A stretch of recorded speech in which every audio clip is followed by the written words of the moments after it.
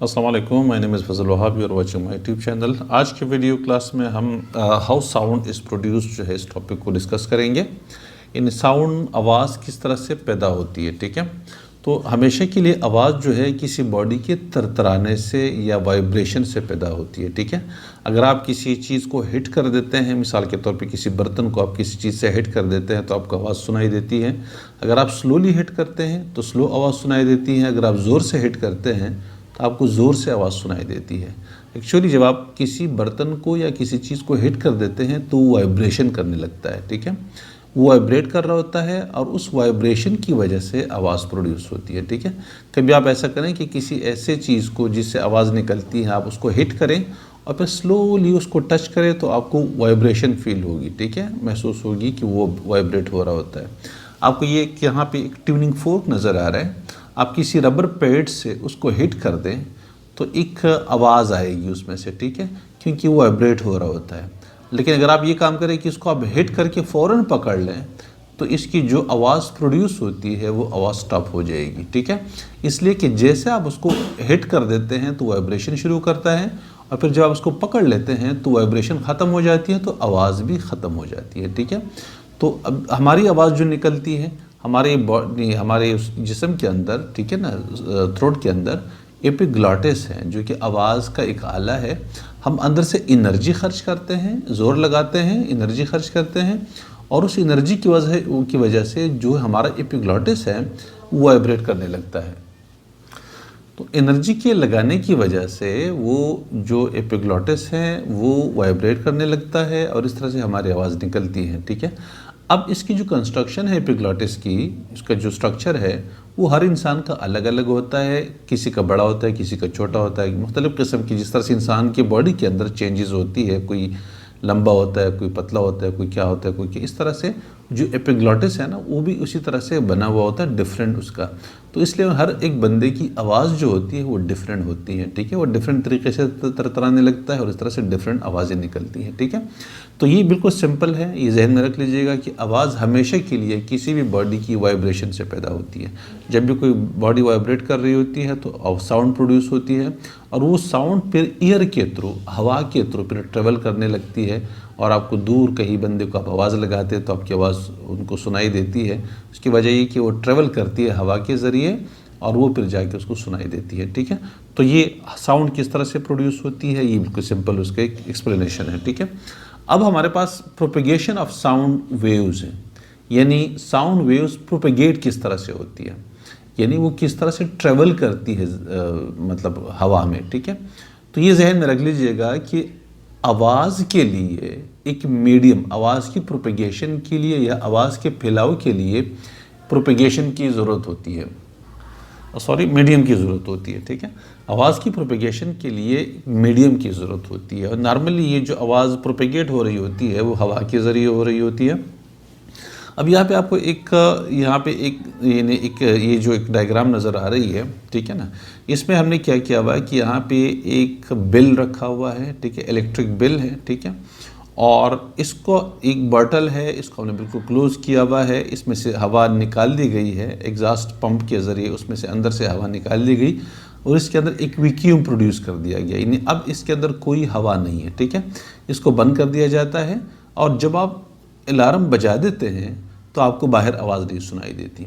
वजह क्या है? इसलिए कि आवाज़ सुनने के लिए मीडियम का होना ज़रूरी है, हवा का होना ज़रूरी है। वो मीडियम हवा भी हो सकती है, वो कोई और मीडियम भी हो सकता है, लिक्विड मीडियम भी हो सकता है, सॉलिड मीडियम भी हो सकता है, लेकिन यहाँ पे हवा का होना ज़रूरी है ताकि हवा दब सकें आवाज़ की वजह से। चूँकि साउंड एक एनर्जी है तो वो हवा दब सकें और दबने की सूरत में उनकी जो वेव्स होती है वो हमारे कानों तक पहुंचती है और हमको आवाज़ सुनाई देती है।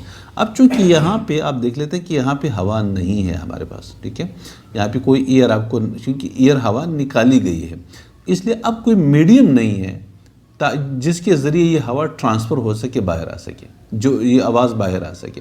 लिहाजा क्या होगा, ये आवाज़ प्रोपेगेट नहीं होगी, ठीक है।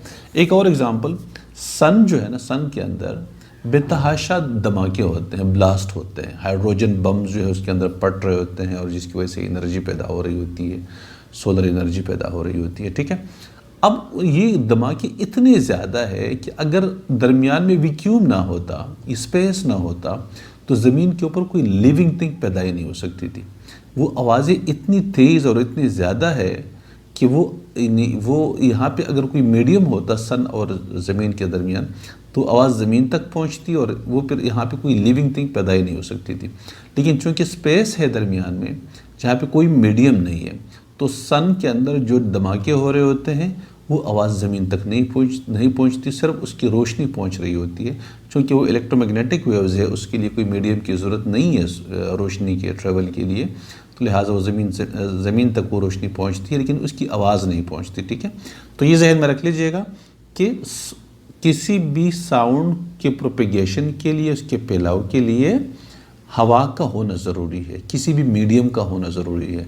और अगर कोई मीडियम ना हो तो फिर वो साउंड ट्रेवल नहीं करती। यहाँ पे ये दिखाया गया है डायग्राम में, ये देख लीजिएगा। यहाँ पे ये दिखाया कि एक ट्यूनिंग फोर्क है, उसको एक रबर पैड से हिट कर दिया गया है। ठीक है, और इसकी वजह से ये तरतराने लगता है। देखिए ये मूव करने लगता है, तो ये हवा जैसे ये बाहर की तरफ आता है, ये हवा दब जाती है। ठीक है, ये हवा दब जाती है, कंप्रेशन प्रोड्यूस होता है, और जैसे ये इस तरफ जाता है तो ये हवा पीछे से रिलैक्स हो जाती है। ठीक है, तो इस तरह से लैंगिट्यूडनल वेव्स बनती है। कंप्रेशन, रियरफेक्शन, कंप्रेशन, रियरफेक्शन इस तरह से बनती है।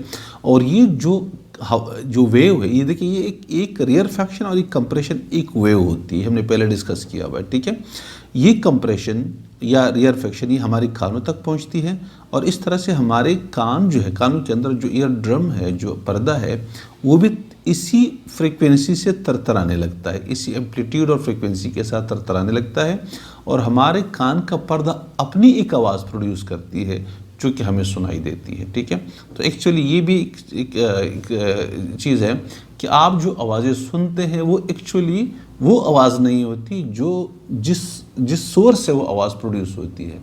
एक्चुअली जिस सोर्स से वो आवाज़ प्रोड्यूस होती है उसकी सिर्फ ये वेव्स हम तक पहुंचती है, और ये वेव्स, ये जो कंप्रेशन और रियरफेक्शन है, ये हमारे कान के पर्दे को उसी फ्रीक्वेंसी और उसी एम्पलीट्यूड के साथ वाइब्रेट करने लगता है, जिसकी वजह से हमें अपने कान के पर्दे की बनाई हुई, निकली हुई आवाज़ हमें सुनाई देती है। उस बंदे की या उस सोर्स की आवाज़ नहीं होती जो निकाल रहा होता है, बल्कि ये हमारे कान की अपनी पैदा की हुई आवाज़ होती है। ठीक है, तो बहरहाल ये साउंड किस तरह से प्रोपेगेट करती है ये हमने यहाँ पे डिस्कस कर लिया।